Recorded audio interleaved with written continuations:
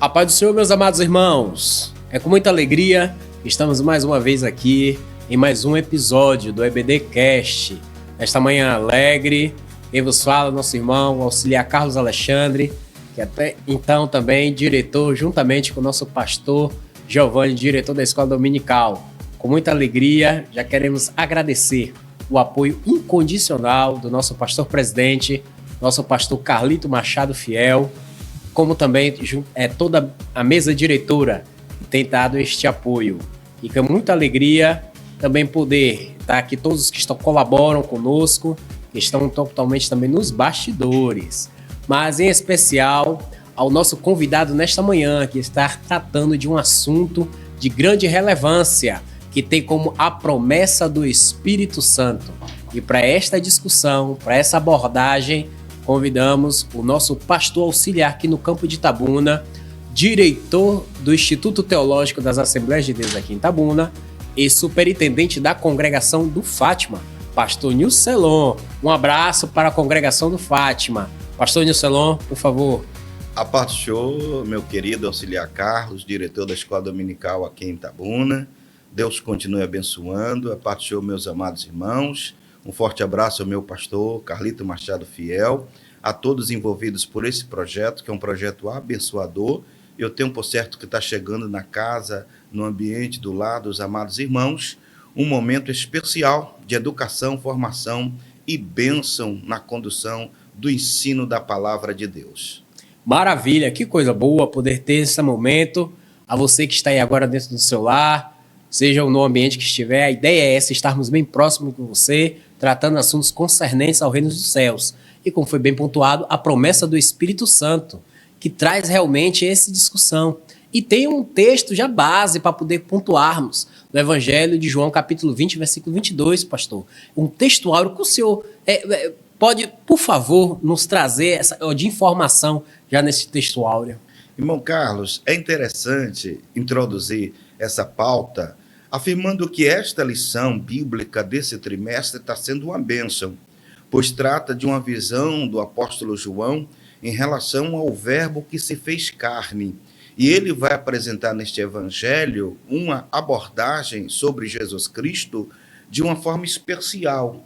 Haja vista sabermos que Mateus ele escreve para uma mente judaica, Marcos escreve para uma mente romana, Lucas para uma mente grega. João já vai descrever essa deidade de Cristo, essa visão profunda, visando a igreja de Cristo. E a igreja absorve justamente essa visão. E quando chega aqui neste capítulo, que diz respeito à fala de Jesus Cristo, prometendo a vinda do Espírito Santo, ou já preparando os discípulos para vir conviver com a sua ausência, mas com a presença da terceira pessoa da Santíssima Trindade, o Espírito Santo. Então o textuário diz em João 20, 22, e havendo dito isto, assoprou sobre eles e disse-lhes, recebei o Espírito Santo. Isto é uma assertiva tão gloriosa que, ao contextualizarmos a condição histórica em que os discípulos estavam na preeminência de conviver com a ausência de Cristo, o vê-lo ser crucificado, essa promessa, além de ser confortadora, além de ser animadora, também era uma chancela de que, de fato, a Trindade estaria sempre presente num projeto que vai estar a ação dos discípulos no crescimento do envolvimento com a obra de Deus. Maravilha, muita informação se pararmos para observar logo já de início nesses pontos referentes a esse texto. A verdade prática ela também traz assim, podemos dizer, um complemento de grande relevância. O que o senhor tem a abordar, podemos dizer assim? Ao refletir, irmão Carlos e irmãos que estão em casa nos acompanhando, a promessa do Pai não se restringe a um grupo particular ou um período específico, mas inclui todos aqueles que se arrependem e creem no Evangelho. Então, de imediato, Cristo estava confortando aqueles discípulos, mas a sua promessa é abrangente, pois daqui a pouco a gente vai refletir um pouco em Atos dos Apóstolos, que essa promessa não só dizia respeito a vós, aqueles discípulos que estavam envolvidos com esse primeiro momento desta promessa, mas como todos aqueles que haveriam de crer, que haveria de estar envolvido com esse projeto, que sequenciaria a missão salvadora de Cristo Jesus. Então, assim, a promessa, ela é abrangente. Tanto é, meu amado irmão, que essa promessa tem chegado na sua casa, na sua igreja, no seu viver diário, a presença do Espírito Santo. Este envolvimento com a terceira pessoa da Santíssima Trindade. Pois entendemos que o Pai, ele já teve a sua preeminência no Velho Testamento, agora no Novo, nos principais 4 evangelhos, estamos convivendo com a biografia dele, e a partir de agora, no finalzinho de João, para Atos dos Apóstolos, essa evidência da presença augusta e poderosa do Espírito Santo sobre a vida dos discípulos e, sequencialmente, na vida dos outros que haveriam de agregar a fileira da salvação e até a nossa geração, tem sido, de fato, uma promessa que se cumpre dia após dia naqueles que creem em Cristo Jesus. Que coisa fantástica. Pastor, observamos, num priori, com toda essa introdução que o senhor acabou de abordar, de uma forma muito clara, a humanidade, se pararmos para pensar, ela vive num discurso, em alguns momentos, de promessas. Pessoas prometem, organizações prometem, sociedade civil dentro de um todo. E a igreja, ela tem uma promessa. E recebe uma promessa do Pai. Como diz o comentarista, ele vai abordando com relação a esses pontos. E ele traz logo de primeira essa discussão. A promessa do Pai, como podemos entender de uma forma com maior clareza essa ideia desta promessa do nosso Pai? A ideia desta promessa, irmão Auxiliar Carlos e diretor da Escola Dominical, é de que, de fato, havia algo a estar, desde a fundação do mundo planejado, a presença da Igreja de Jesus Cristo na alcunha desse projeto de salvação. Então, Jesus, ele estava, nos momentos finais do seu ministério, preparando o coração dos discípulos para conviver com sua ausência. Então, ele é morto numa sexta, ressuscita num domingo pela manhã, e esses discípulos já estão convivendo com a ausência de Jesus. E essa ausência é que ele vai aparecer nesse ministério ressurreto durante um período de 40 dias, apresentando e se ausentando, apresentando e se ausentando.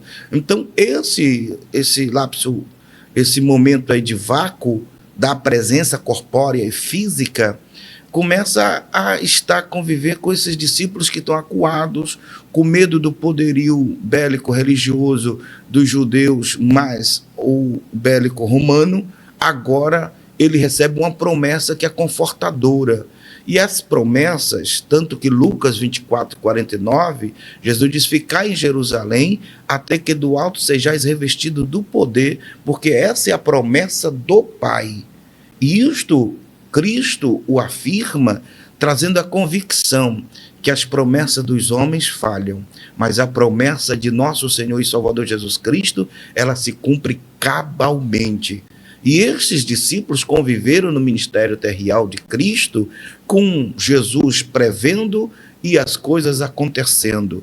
Tanto que o estudo do Velho Testamento vai dizer que todas as promessas que foram feitas lá, de fato se cumpriram. E esses discípulos conheciam a leitura dos escritos sagrados. Tanto que Isaías profetizou e vaticinou 712 anos antes de Cristo, de várias promessas que eles viram, perceberam com seus olhos, cumprirem-se na vida de nosso Senhor e Salvador Jesus Cristo. Então, meus amados irmãos, as promessas dos homens podem falharem, mas a promessa de Deus Pai, otorgada por Jesus Cristo de Nazaré, de fato se cumpriu na vida de cada um daqueles discípulos que sentiram o impacto da presença do Espírito Santo. Ou seja, a promessa se cumpriu, irmão Alexandre. Que bênção, que maravilha. Chama-nos a atenção, pastor Nilcelon, observar que, diante de muitas promessas, algo que a pessoa, nós como recebemos pela fé. Receber pela fé uma promessa de um Espírito. receber pela promessa, pela fé de algo que vai passar a habitar em você, que as pessoas não verão, mas você tem a certeza que vai estar dentro de ti e que este mesmo produzirá dentro de ti força, ânimo e consolo. Ó, que coisa! É interessante, Carlos, porque quando nós estudamos a pneumatologia ou paracletologia, que a gente não vê como objeto palpável, visível, que é a ação poderosa da terceira pessoa da Santíssima Trindade, o Espírito Santo, se manifestando de forma intrínseca no nosso interior, percebe como é confortante. E é tanto que a própria Bíblia, o apóstolo Paulo fala, que ele testifica com o nosso espírito que de fato somos filhos de Deus. E isto vem a trabalhar as questões que o próprio Cristo disse em João 16:8, que é ele quem convence o homem do pecado, da justiça e do juízo. E esse convencimento é um trabalhar internamente. Óbvio que a nossa cultura, que valoriza muito o exterior, só valoriza 10%, que é aquela ponta do iceberg. Quando os 90%, que é o que está submerso do iceberg, debaixo d'água, é essa vida interior que nós valorizamos e que a palavra valoriza, que a presença do Espírito Santo no nosso interior parece até subjetivo, mas de fato é a essência do Espírito Santo em comunhão com o nosso espírito, com a nossa alma, nesse mundo invisível. E isto, para esse primeiro momento de Jesus aos discípulos, este se manifesta como o Consolador. Haja vista que eles estavam perdendo o seu mestre, perdendo o seu rabino, perdendo o seu líder. E a sensação de esvaziamento, a sensação de se sentir órfão em relação a líder religioso era muito forte. Mas agora ele recebe a promessa confortadora, dizendo assim, ó, não vos deixarei órfãos, enviarei para vós o Consolador. Então já estava dando uma assertiva de que esse Espírito Santo traria um consolo interior nos seus corações, e eles sentiriam a presença poderosa de Jesus Cristo ao seu lado, pois o próprio Jesus diz, eis que eu estou convosco todos os dias até a consumação dos séculos. Era o Espírito Santo presente, trazendo ao conhecimento e à consciência dos discípulos de que Jesus Cristo estava ali ao seu lado, nos embates, nas adversidades, para lhes dar coragem e a sensação de que de fato iria vencer.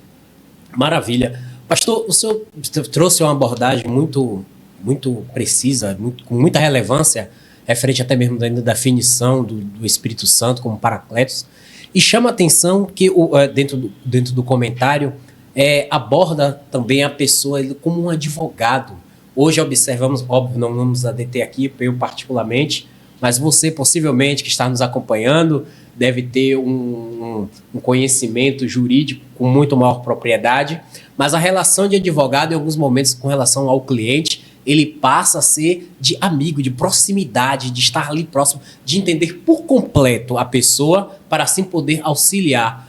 Como o Espírito Santo, ele agindo, porque ele traz essa classificação de pontual o Espírito Santo também como um advogado, estando ali próximo para com as nossas vidas. Nesse primeiro ponto, sobre a promessa do Pai, Jesus Cristo vai dar aos discípulos a expressão de que o outro, esse outro aqui, no original grego, designa ser outro de igual teor, em essência. E isto, de fato, aqueles discípulos olhando para Jesus ressurreto, recebendo a mensagem, recebe essa segurança. E esse outro, que é aqui dentro da paracletologia, que é a ação do Paráclitos, daquele que substitui em evidência, daquele que é consolador, daquele que advoga, daquele que intercede, daquele que ajuda, estava dando a consciência dos discípulos na sua mente, esclarecendo que o que vem após mim é igual a mim. Esse vem para os auxiliar, esse vem para os ajudar, este vem para os guiar, esse vem para nortear suas ações. Então descanse, tranquilize-se, É por isso que ele diz lá em João 14, não se turbe o vosso coração. E esse não se turbar, é interessante que o discípulo recebe como promessa que o Consolador, o advogado, o intercessor, o outro, de fato viria para estar ao lado deles, em pé de igualdade à pessoa de nosso Senhor e Salvador Jesus Cristo. E a gente está falando aqui da terceira pessoa da Santíssima Trindade. Que maravilha. O seu pontuando referente a isso, a Trindade, possivelmente deve ter pessoas novas na fé, irmãos também já experimentados, e dentro dos conflitos, das incertezas, em alguns momentos, passa a perceber isso. Então, a terceira pessoa, esse Espírito Santo, ele nada deixa a desejar. Muito pelo contrário, como observamos, o senhor pontuou, ele está ali unicamente junto para interceder, para trabalhar, ou seja, tem os mesmos, podemos dizer, atributos seguintes da Trindade. Muito bem, Alexandre, bem pontuado que de fato é o seguinte, atualmente, dada a efervescência dos neopentecostais, onde abriu espaço para muitas heresias, e uma destas é a falta de conhecimento de quem de fato é o Espírito Santo. E muitos ficam achando que é só um arrepio, que é só uma sensação de um vento, como se fosse de fato só uma emoção, como se fosse uma energia, uma força. Não, o Espírito Santo é uma pessoa. E ele faz parte da triunidade. Ele é em Cristo Jesus, da divindade. Então, é uma pessoa com atributos divinos e atributos que o identifica com personalidade. Daí, então, meus amados irmãos, já dá para a gente descansar que não se trata de uma mera influência, de uma mera energia, se trata de uma pessoa, pois aqui não só nos vocábulos gregos, que fala de outro, como também na questão deste consolo, da ação, da presença gloriosa desse Espírito Santo na vida dos discípulos, na ausência física de nosso Senhor e Salvador Jesus Cristo. Uma excelente abordagem, quando trouxe uma completude muito grande referente ao Consolador. E um ponto que chama a atenção, também é importante destacar, que no meio dessa discussão que Cristo ele começa e já tem o início, podemos dizer assim, como estão acompanhando ao longo de todo esses episódios. No capítulo 3, uma relação muito mais próxima com os discípulos, capítulo 14, as questões, as indagações de Tomé, e depois essa relação já está tão muito íntima com seus discípulos, com as pessoas próximas, que ele vem dizer, olha, eu não vos deixarei órfãos. Traz uma ideia figurativa, uma ideia da relação, muitas vezes, de um filho de se sentir amparado. Muitas vezes uma pessoa pode ter aquele de ter perdido em algum momento um seu ente querido, um pai, uma mãe, e essas pessoas possivelmente devem saber essa relação, que muitas vezes está nos assistindo. Mas aqui observe que é uma coisa muito já transcendental. Muito bem. Essa pessoalidade, Alexandre, que Jesus Cristo, dentro da Trindade Santa, tem com a sua criação, dentro dos humanos, ela é bem desenvolvida pelo apóstolo São João, que eu coloco ele como o verbo que se fez carne, que esteve entre nós. E essa abordagem, ela é eficaz nessa promessa que ele diz, não vos deixarei órfãos, que é um sentimento de estar desprovido da presença paterna, desprovido de uma condição, de um contexto familiar, agradável, confortável e seguro. Jesus estava dizendo para aqueles discípulos, vocês estão me perdendo a presença física, vocês estão me perdendo a minha condição de estar como estive com vocês no meu ministério, mas agora eu afirmo para vocês e prometo que vocês vão receber a promessa do Pai. E por isso vocês não vão ficar órfãos, porque o Espírito Santo vai dar-lhe a condição de sentir, de conviver, ele aqui os ajudando, os direcionando em toda a tarefa que está proposta para vós. Estariam amparados, né? Continuamente. Todo momento, que coisa fantástica. Isso, e observa ainda dentro desse ponto, que estar amparado dentro da própria... A morte de Cristo por si já mostra-se dizer... O que o senhor poderia pontuar referente ao termo de morte? Traz outros aspectos. Dizer morte, e tem um termo muito singular, filhinhos. Muito bem. Essa visão de João é uma visão profunda, pois João, como esteve presente ali ao lado de Maria, ao contemplar Jesus sendo crucificado, parece que esse sentimento de estar órfão de um líder religioso era algo patente. É por isso que a expressão dessa promessa do Cristo ressurreto, orfanós, que é uma fala grega, mas que retrata muito bem esse sentimento. E João, ele dá para nós, no cânon sagrado, não só o evangelho que intitula seu nome, como também mais 3 missivas, 3 cartas e o Apocalipse. Nas 3 cartas há sempre uma expressão amável e afetiva deste apóstolo, né? Quando ele fala assim, amados, filhinhos, eu vos amei, porque já diz respeito dessa própria visão intrínseca do apóstolo. Ele vai desenvolver aí uma questão de que Jesus, de fato, na sua ausência, na sua morte, estava trazendo um sentimento profundo na vida daqueles discípulos, de se sentirem órfãos. Mas o Cristo ressurreto, que ressuscita ao 3º dia, e neste período vai confortar os discípulos. Filhinhos, vocês fazem parte do meu contexto aqui espiritual, vocês estão agora na responsabilidade de continuar esse projeto, sendo pregadores deste evangelho, mas vocês não vão ficar órfãos, vocês não vão ficar sozinhos. Eu vou estar de forma invisível, mas o Espírito Santo, a 3ª pessoa da Santíssima Trindade, vai estar com vocês para nortear. E esta foi a garantia, né, que Jesus Cristo estava dando àqueles discípulos de que, de fato, eles iriam alcançar os objetivos propostos. Maravilha. A você que nos acompanha, está observando isso, toda a caminhada, meu amado, minha amada irmã, você não está desamparado. Não.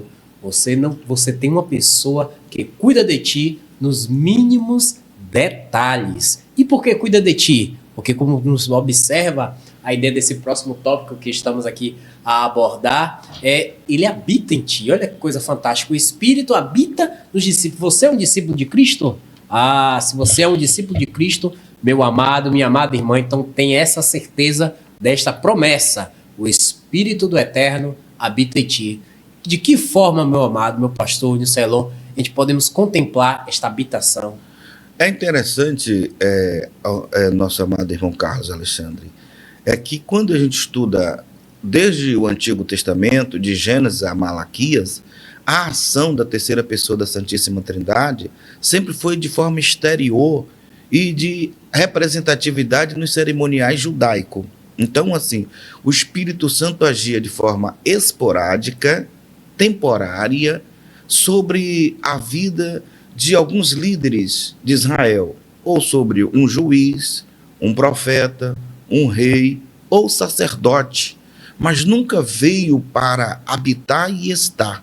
Então, eram situações circunstanciais e momentos específicos. E a Bíblia vai delinear, de Gênesis a Apocalipse, no Velho Testamento, essa ação do Espírito Santo muito peripitória, muito momentânea, em circunstâncias ali. Mas, à luz do Novo Testamento, num pós-evangelho, na vida de Jesus Cristo, o Espírito Santo se manifestou de uma forma pessoal no ministério de Jesus Cristo, junto às realizações de milagres e prodígios. Podemos dizer que sem reservas, não é isso? Sem reserva. É por isso que quando Jesus chega no dia de sábado, ali na sinagoga, a qual Lucas registra no capítulo 4, a partir do versículo 16, e lá por volta do versículo 18, ele vai dizer assim, o Espírito do Senhor Jeová está sobre mim, pois que me ungiu para evangelizar, para libertar, para dar vida e para anunciar o ano aceitável do Senhor. Então ele está dizendo, agora eu estou revestido. E isso justamente é uma linguagem para entendermos que o Espírito Santo e Jesus esteve em plena comunhão nas questões da sua manifestação de milagre.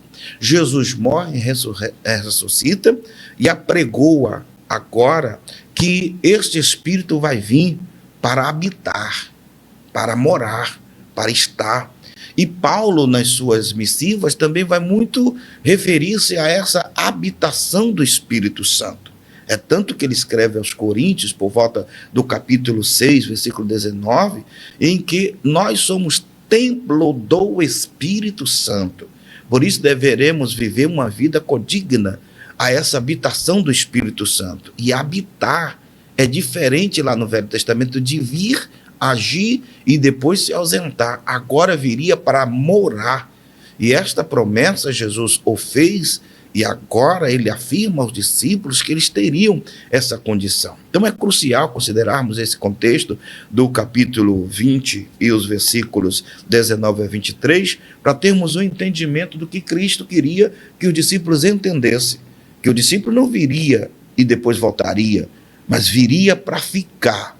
Pois quando Joel, capítulo 2, lá para o versículo 28, ele diz que nos últimos dias Deus derramaria do seu Espírito sobre toda a carne. Que promessa, né? Sobre toda a carne. E quando Pedro vai fazer referência a essa profecia em Atos dos Apóstolos, ele vai não só referir-se a esse manifestar, como vai profetizar para o futuro, porque do meu Espírito derramarei sobre toda a carne. Então a gente vai entender que a proposta de Deus em Cristo Jesus é confirmada aos discípulos que eles seriam envolvidos, cheios, mas não eram cheios temporariamente, mas que esse Espírito faria morada nos seus corações e daria garantia de bênçãos sobre bênçãos. Maravilha. Então, para você, meu amado, como estamos interagindo aqui, entendendo com essa abordagem muito precisa, olha, o Espírito que habita em ti, ele não veio te visitar, não.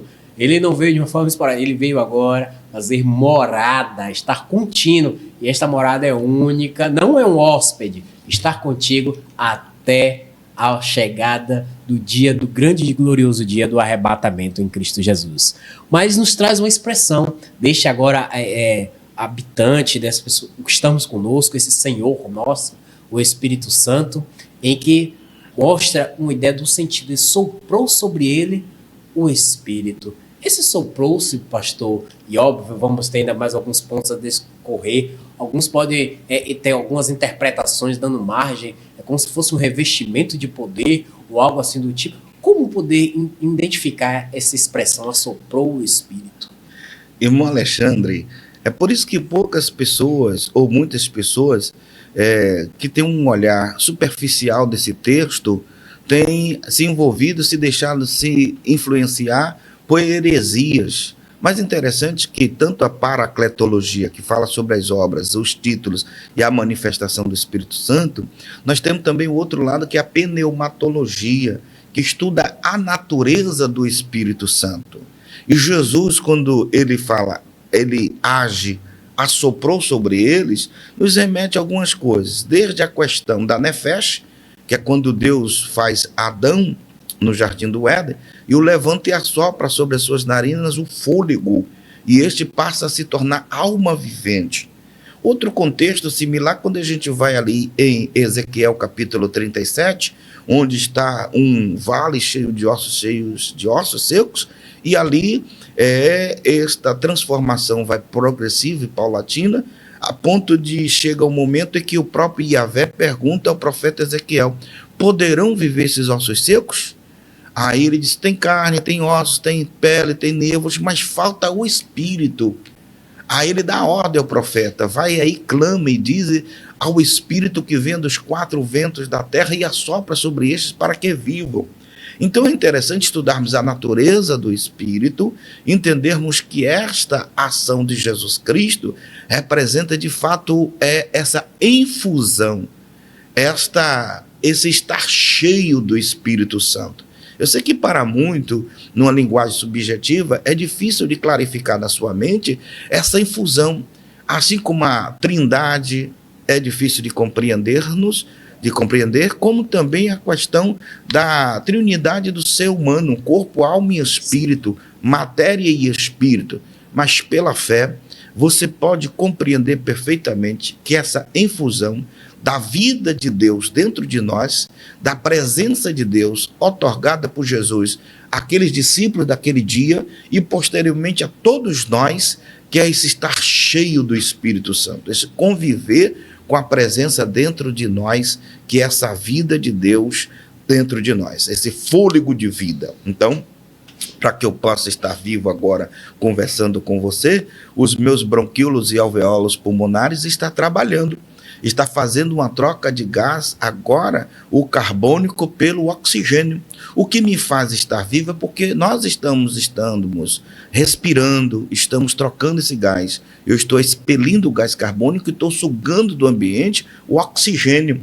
Isso também num plano e numa aplicação espiritual, eu preciso jogar alguma coisa que não é agradável dentro de mim para fora, os maus pensamentos, as dificuldades, as perturbações, as incertezas, as dúvidas, e sugar de Deus a presença do Espírito Santo, respirar essa atmosfera da graça de Deus, que é a ação do Espírito de Deus sobre nós. Maravilha! Que coisa podemos entendermos isso de uma forma com muita clareza, muito cristalino. Então você, meu amado, está aí nos acompanhando, está observando, busque, sugue mesmo da parte de Deus, que Ele já nos concedeu isso, e é sem reservas. Então, Alexandre, deixa eu acrescentar. No campo da tipologia bíblica, a gente compreende as manifestações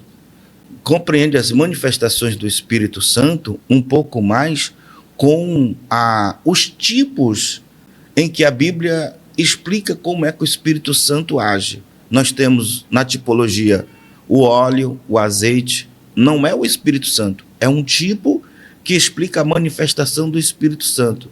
Nós temos a água não é o Espírito Santo, mas é uma figura de linguagem tipológica que a Bíblia explica como é a ação do Espírito Santo. Nós temos o fogo não é o Espírito Santo, o fogo é uma tipologia a qual a Bíblia designa a similaridade entre a ação do fogo e a ação do Espírito Santo. E nós temos o vento tem características específicas que o Espírito Santo não é o vento, mas é uma figura de linguagem, uma tipologia que faz nos entender a ação do Espírito Santo. Então o vento, ele traz em si o oxigênio, que tanto o ruach, ou ruach, do hebraico, que representa o vento, o oxigênio, como o pneuma do grego no Novo Testamento, o ruach e o ruach e o pneuma, são palavras que designam a questão do espírito, do oxigênio, do vento.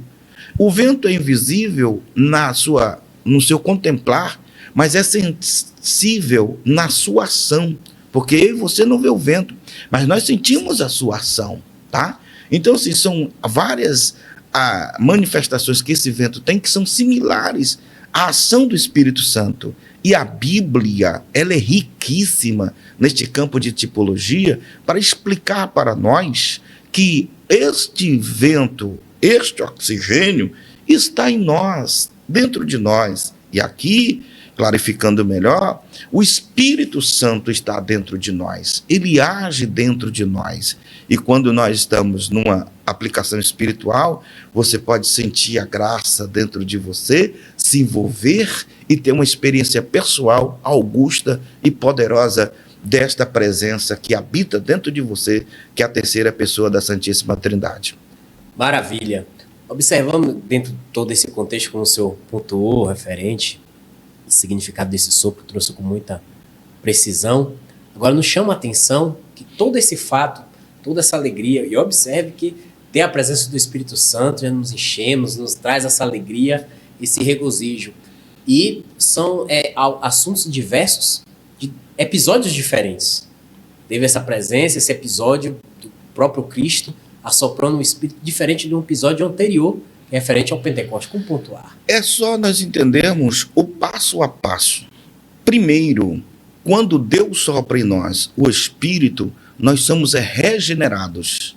Que tanto na cristologia quanto na soteriologia, a gente vai entender na doutrina da salvação que esse nascer de novo, nascer em Cristo Jesus, é uma ação poderosa do Espírito Santo no momento da mudança, no momento desse nascer dos céus divino dentro da vida humana, essa regeneração.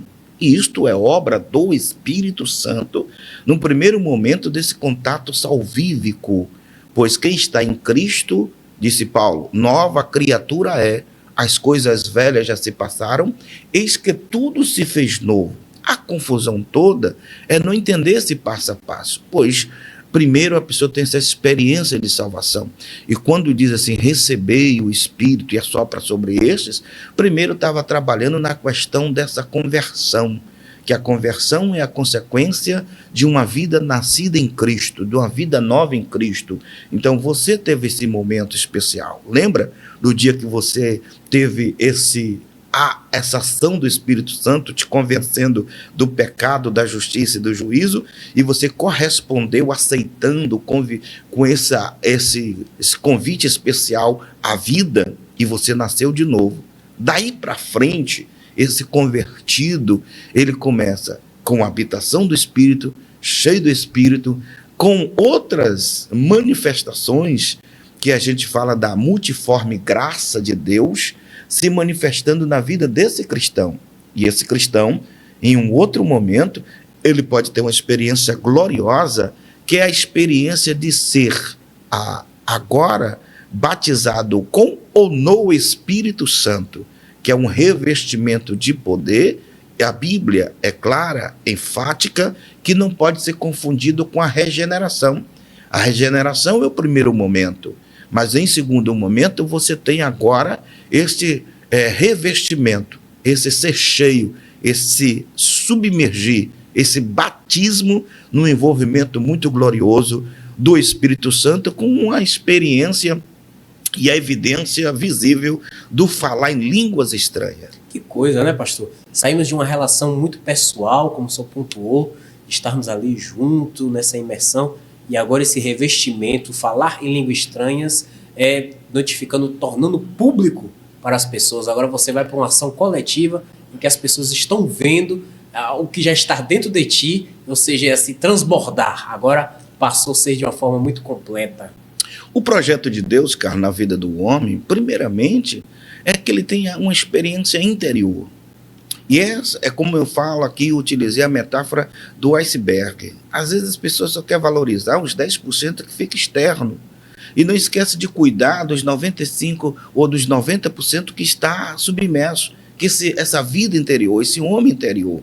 E Deus, ele trabalha sempre nesse interior para depois se manifestar no exterior. Então você, depois de ter essa experiência gloriosa da regeneração, da salvação, está cheio do Espírito, para algumas necessidades outras, Deus reveste este ser, esse cristão, com seu Espírito Santo, o batiza, ele é renovado, ele é capacitado para estar em atividades ministeriais, oficiais ou não, na pregação do Evangelho de Deus. Tanto é que Lucas escreve em Atos 1, versículo 8, e recebereis poder ao descer sobre vós o Espírito Santo, e ser-me-eis minhas testemunhas, simultânea aqui e ali. Então você vai fazer a obra, mas não vai sozinho.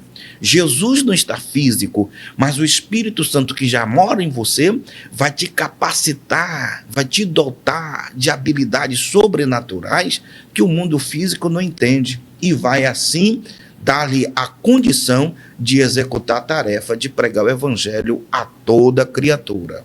Maravilha! Olha, você, meu amado, minha amada, que está muitas vezes com alegria, com esse desejo imensamente de ser revestido pelo poder de Deus, então saiba, se você está talvez nessa angústia, talvez natural, Cristo está te preparando. Olha que palavra reveladora neste dia, nesta manhã, está te preparando para poder, de uma forma completa, transbordar publicamente para a glória de Deus.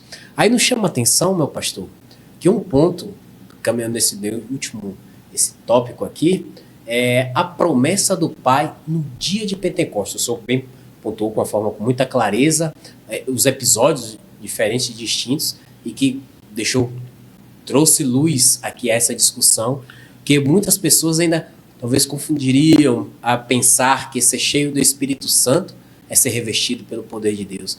Mas teve-se um dia, né? Observamos aqui a promessa do Pai no dia de Pentecostes. Como o senhor pontuou, são seguindo, tem uma cronologia a ser seguida.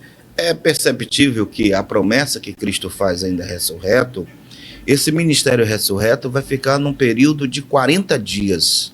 Mas 10 dias que os discípulos ficam em oração, orando ali no cenáculo, pedindo e aguardando a promessa do Pai, em obediência à fala de Jesus Cristo, que eles deveriam aguardar em Jerusalém a promessa do Pai que haveria de vir.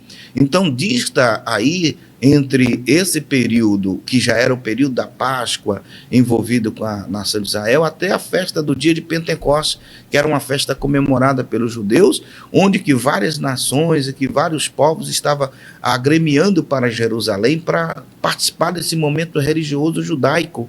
E é nesse período que dista entre a morte e ressurreição de Jesus Cristo ao dia de Pentecoste, que Lucas vai descrever com muita precisão o capítulo 2 de Atos dos Apóstolos. E cumprindo-se o dia de Pentecoste, no 50º dia pós-ressurreição de Jesus Cristo, vai agora, bem distante da Páscoa, acontecer esse fenômeno extraordinário, pois ele disse, e cumprindo-se o dia de Pentecoste, de repente, tá?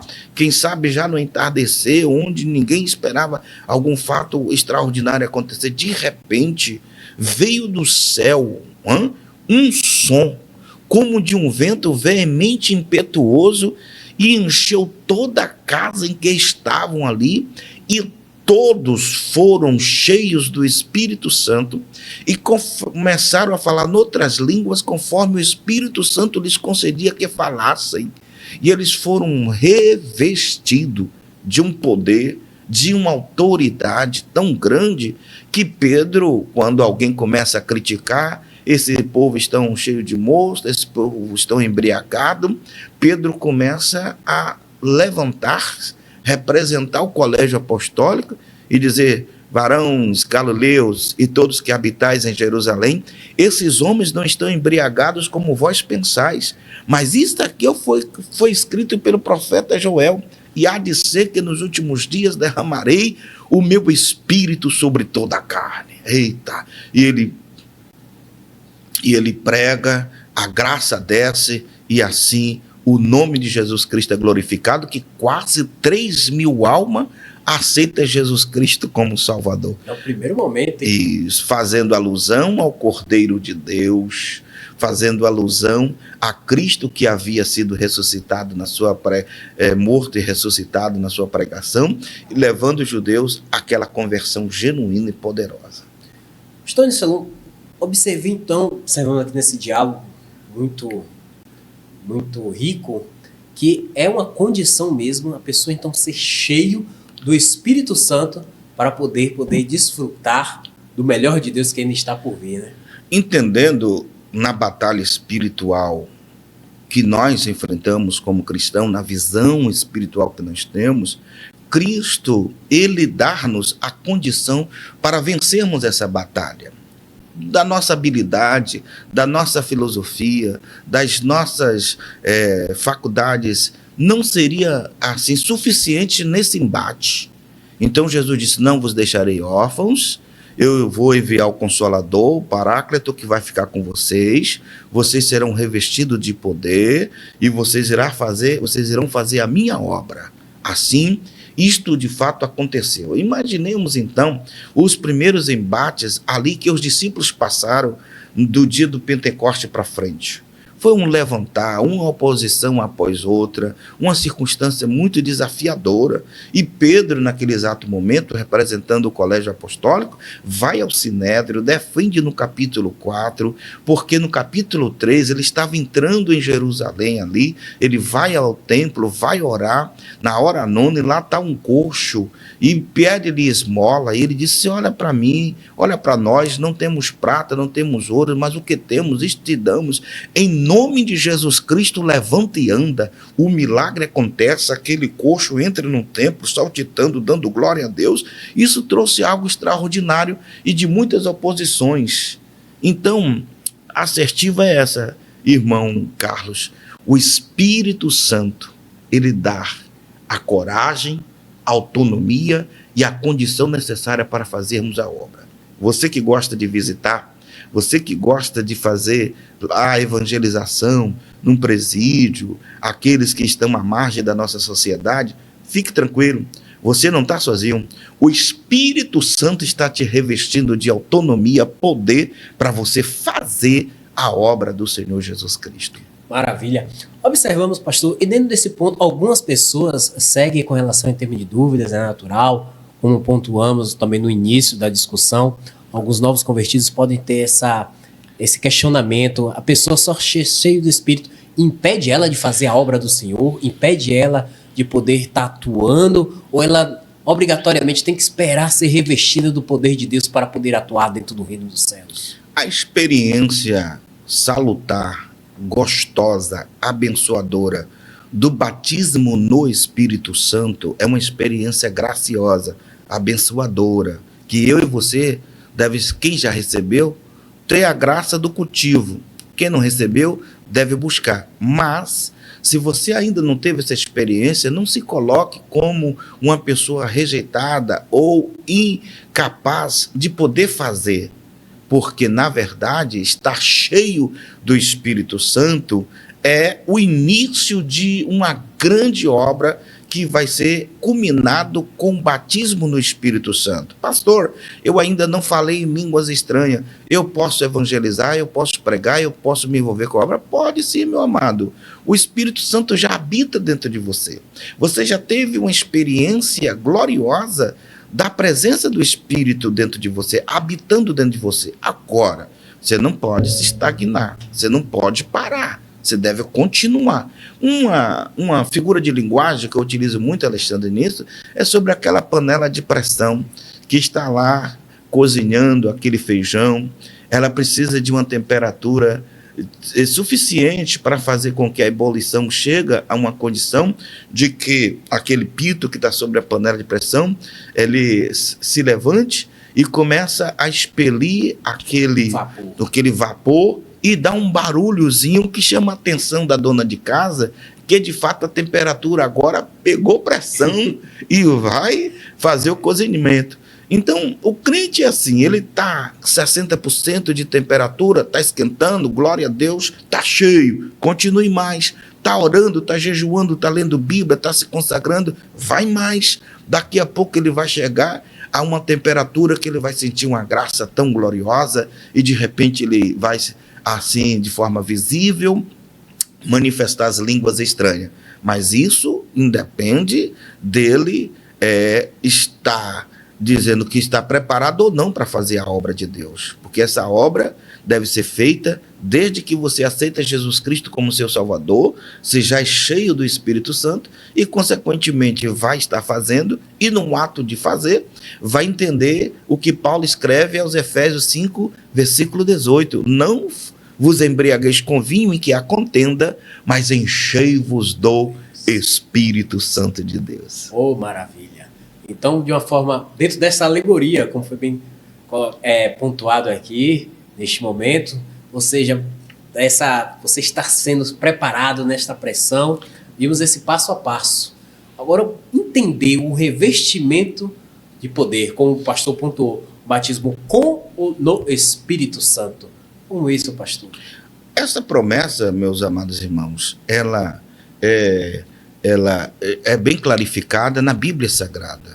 Você só precisa, no estudo sobre o Espírito Santo, compreender que após a salvação, após a nova vida em Cristo, você precisa continuar, porque o Espírito Santo vai te dar um revestimento sobrenatural, tá? Uma capacitação sobrenatural para fazer e a experiência. Porque a gente vai ver em Atos dos Apóstolos, tanto no capítulo de número 10, como no capítulo 18, tanto na casa de Cornélio, como também ali onde Apolo esteve envolvido, que essa promessa do batismo no Espírito Santo veio para os já salvos, os que já eram cheios do Espírito Santo. Então a Bíblia vai utilizar, principalmente Atos dos Apóstolos, várias expressões similares que não vai dizer assim, batismo no Espírito Santo, mas que vai relatar que de fato essa pessoa teve um transbordar, teve um enchimento, teve um revestimento do Espírito Santo.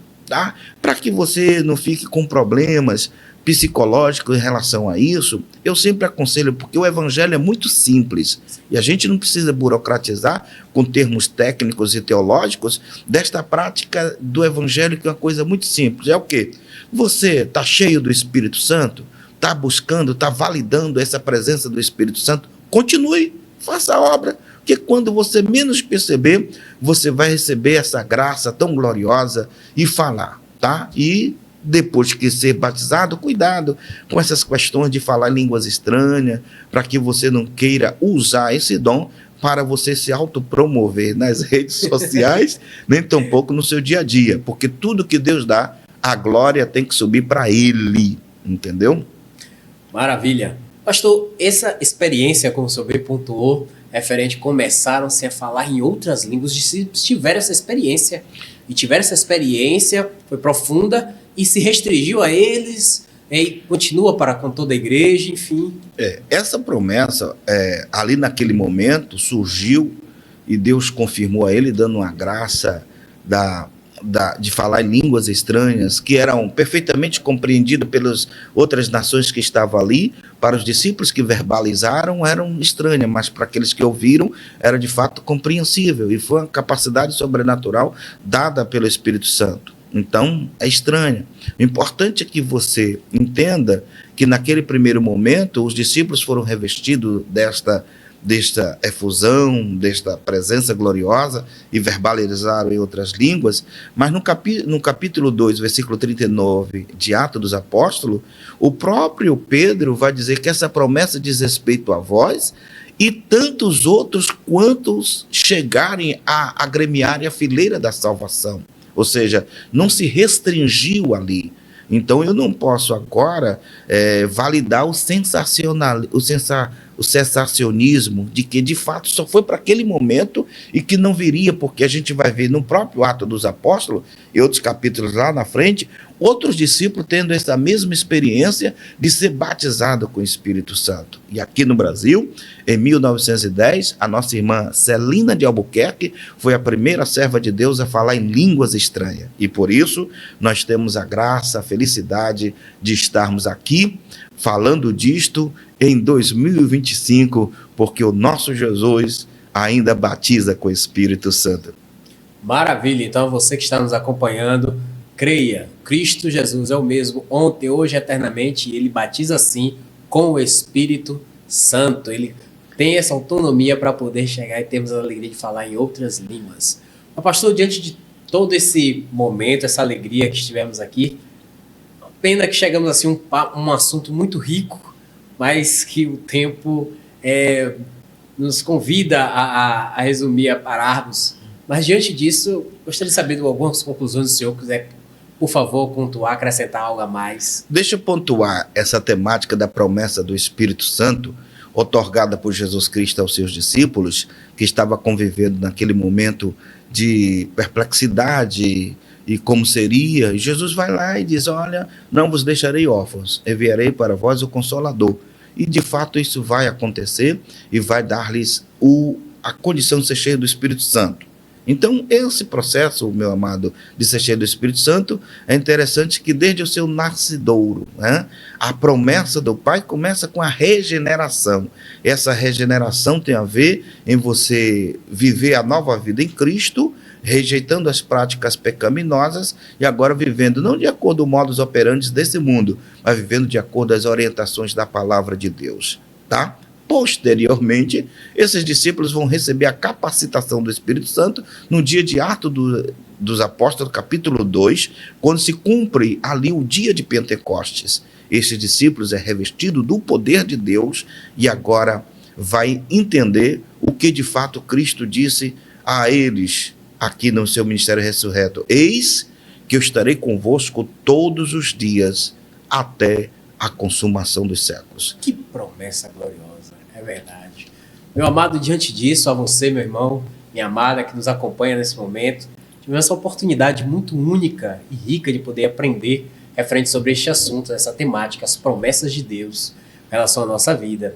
E diante disso, pastor, agradecer e gostaria de que o senhor pudesse, por gentileza, fazer as considerações finais e em seguida orar por todos que estão nos acompanhando neste momento. Graças a Deus. Quero agradecer a você, Carlos, pela essa oportunidade de poder estar aqui conversando de forma muito informal a respeito dessa disciplina que é a pneumatologia, a cristologia, numa visão e ótica do apóstolo São João, prometendo a ação do Espírito Santo aqui. Então, eu quero agradecer a você, ao Giovanni, o pastor Giovanni que aqui não está, agradecer ao pastor Carlito Machado Fiel, o Melk, sempre dando esse suporte aí, nos orientando como nos conduzir diante das câmaras. Deus abençoe a todos. Você, meu irmão, um forte abraço. Obrigado pela atenção. Deus abençoe os irmãos aí da congregação do Fátima.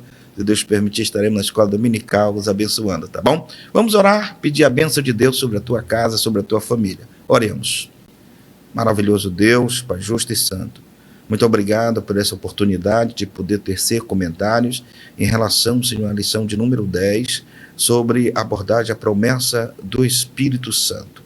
Ó Deus, eu peço a tua bênção sobre a diretoria da escola dominical deste campo, na pessoa do pastor Giovanni, nosso irmão Carlos, auxiliar Carlos Alexandre. Deus abençoe a Mel, que toda essa estrutura e que vidas possam ser alcançadas por essa palavra. Que o teu nome seja glorificado em cada lar, em cada família, para a glória de Deus Pai. Amém. Amém. Graças a Deus. Então, ficamos felizes. Obrigado por atenção de vocês nesse mais esse episódio no EBDcast, e foi uma alegria. E mais uma vez agradecendo a pessoa do nosso pastor, presidente Carlito Machado Fiel, por todo o apoio incondicional, e a todos, relação que estão também nos bastidores, na pessoa do nosso diretor Melk e toda a sua equipe, em especial ao nosso pastor, auxiliar do campo de Itabuna, o pastor Nilcelon Novaes. Deus em Cristo nos abençoe ricamente. Um abraço.